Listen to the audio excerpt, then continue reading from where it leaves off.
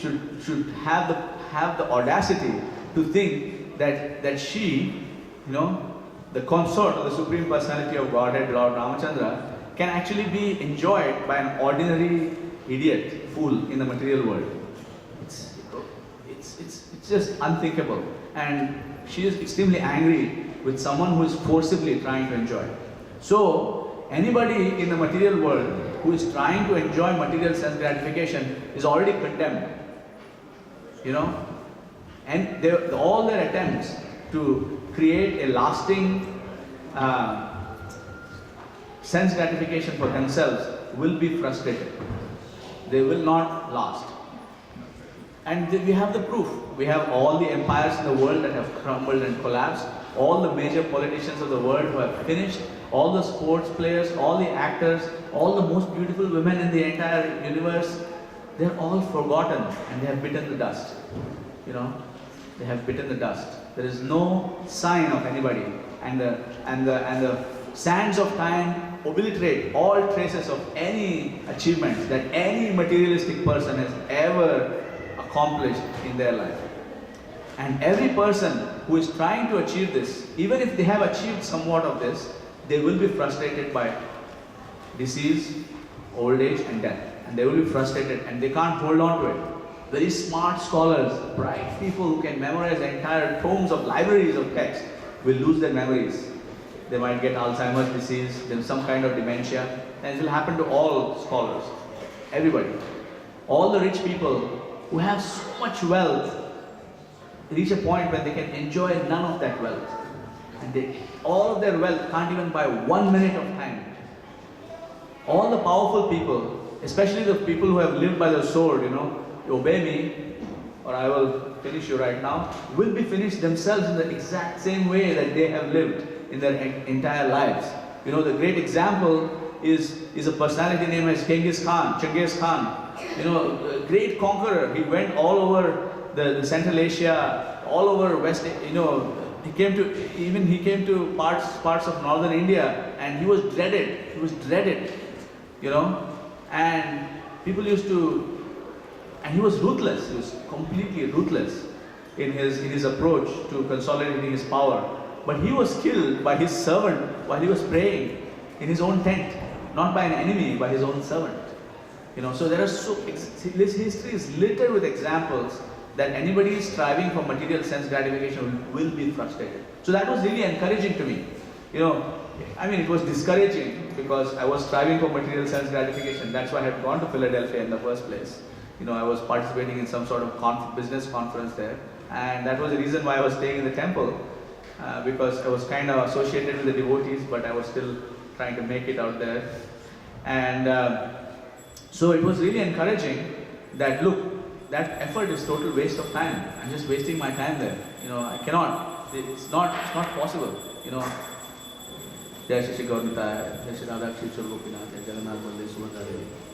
It's not possible. So the second thing that encouraged me, because I was already discouraged, because I had read all these purports by Srila Prabhupada. I've been reading the Bhagavad Gita for at least a decade before that, and I knew all the philosophy, and I was also going to the home of Rupanuga Prabhu to learn Bhagavad Gita at that time, and we had discussed this thread, in great detail, and it felt to me at that point in time that I'm not going to be able to do this. I was exactly in the same boat, and I was thinking, man, I'm not going to be able to chant this Hare Krishna Mahamantra for 16 rounds every day. I'm not going to be able to follow the regulative principles forever, because what an amazing sway sense gratification has on us. And I was kind of, resigned to maybe in my next lifetime I'll be born in a better circumstance, and maybe I will have better training right from my childhood, and my head won't be polluted with all this engineering and technology and business stuff that I have learned, and maybe I can start fresh, Then I realized, hey, a monkey can do it, A monkey can do it. All the monkey is really simple, They're very simple. They don't have, like solid like heavy philosophical stuff going on in their heads. It's pretty simple creatures. And so I said, this actually doesn't depend on me at all. If I just follow this process and I basically just give everything that I have, especially my sense of false prestige at the feet of my spiritual master, at the feet of my guru, and then at that point onwards, it's not in my hands. I can basically just relax. Okay, that's not exactly the right understanding, but that's what I thought. This is incredible, man. If the monkey can do it, and by the way, in the purport it's mentioned weapons of modern warfare, and I think actually Srila Prabhupada hasn't gone in detail, but in other places he has gone in detail, where describes the modern weapons as being fire-based.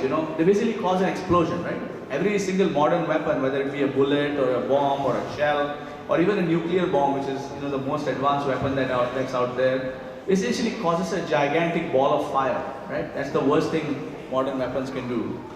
But the weapons that were used in Vedic times were actually, we had water weapons, you had wind weapons, you had mind weapons, you had all sorts of weapons. You had weapons that cause you to feel thirsty. You had weapons that cause you to yawn all the time, right? You had weapons that were really advanced. So actually, what Srila Prabhupada means by methods of modern warfare is actually very sophisticated. All the Rakshasas, they could not have conquered the entire universe, with ordinary weapons. So they actually required very sophisticated weapons, and they had all access to all of this stuff. So the world is infiltrated by extremely sophisticated ways to trap the jiva. So I am a jiva, you're all jivas. The material world has very sophisticated ways, very beautiful, sophisticated ways of trapping someone. And after you've been in the process of Krishna consciousness a little bit, I began to see this particular avenue is actually a trap. And when I can't see it for myself, I ask my advisors and I say, well, what should I do in this case? And then they show me what's the trap and what's not a trap, right? And then the entire material world is littered with these. And even when we are trying to practice devotional service, right here in the middle of the temple room, you will find that there are lots of traps. There's a trap. Rameshwar Prabhu is really taken by that. He loves that. All sorts of traps in the way of devotional service. And we are actually almost conditioned, to fall into these traps, because these are knee-jerk reactions. So to fall into a trap, we should not be surprised if we actually fall into a trap, because we are conditioned to do so. It's the easiest thing to do is to fall into the trap. The harder thing is to exercise our choice and say, no, I'm not going to do this right now. And this struggle, this war, as Srila Prabhupada is writing about, is actually moment to moment. Every moment we make a decision. It's not like, okay, now I put on tilak, I put on a dhoti, somebody garlanded me with Srila Prabhupada's garland, and here I am reading the Bhagavatam. Even while I'm reading the Bhagavatam, the mind is making up all sorts of traps. So, and it's really easy to fall into those traps. And it takes some practice. But above practice, it actually, what it requires is mercy. Srila Prabhupada mentions in the purport that there is Daiva, Daivi Shakti, and there is Purushakara. So it's, there are the yogis, there are the spiritualists who think, I'm going to basically rely on the strength of my own, willpower. I'm going to hang in there, and all of this temptation is going to come my way, and I'm going to fight it. But every single one of these has actually also met with the fall, because anybody who relies on their own strength, Maya is way stronger. Devi Hesha Gunamayi Mama Maya Duratyaya Mame Vaye Prapadyante Mayam Etam Tarantite. Devi Hesha Gunamayi. Maya is a weapon of Krishna. She's extremely strong, and she's extremely bright, and she's extremely motivated and dedicated to performing her service of testing each and every jiva to make sure that they are cooked enough to get back into the spiritual world. And she constantly tests each and every soul who is, especially she tests, the souls who have not tried to get into spiritual consciousness. She doesn't have to do any work at all. I mean, they're basically, they're in the jail, no problem. But it's the prisoners who are trying to escape that she's testing really hard and really carefully. Anybody who has taken the Hare Krishna Mahamantra once is a target of Maya, okay? You want to be a target of Maya? Here you go. Chant the Hare Krishna Mahamantra with me right now. 1, 2, 3.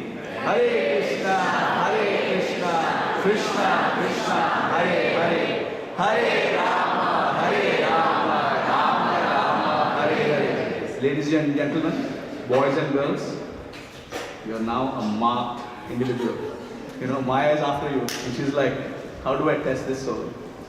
But it's not a negative thing, because actually Maya has two faces, and on one side she's testing, and on the other side she's helping. Now we are sitting on Navami day, and we have reached almost the end of time that we have available for this class. Right. Okay. I can go for a few more minutes. We'll read one verse from the Srimad Bhagavatam, from the 11th canto, okay? And actually we'll read two verses and translations. We won't get into the purports, but maybe we'll read just a couple of lines of the purport. So, what I wanted to do today was, I wanted to encourage everybody that Lord Ramachandra is indeed manifesting himself as the International Society for Krishna Consciousness. And nobody should have any doubts or any kind of tendency that Lord Ramachandra, Lord Narasimha, Lord Varaha, Lord Venkateshwara, Lord Ranganatha, these are actually somehow some sort of separate systems of understanding. So we should understand this. We're going to look at the 11th canto of the Srimad Bhagavatam, okay? And we're going to look at verses 32 and 34, okay? I'll read only, this verse is very famous, so I'll read the Sanskrit because many of you may be familiar with it. But for the other verses, I will not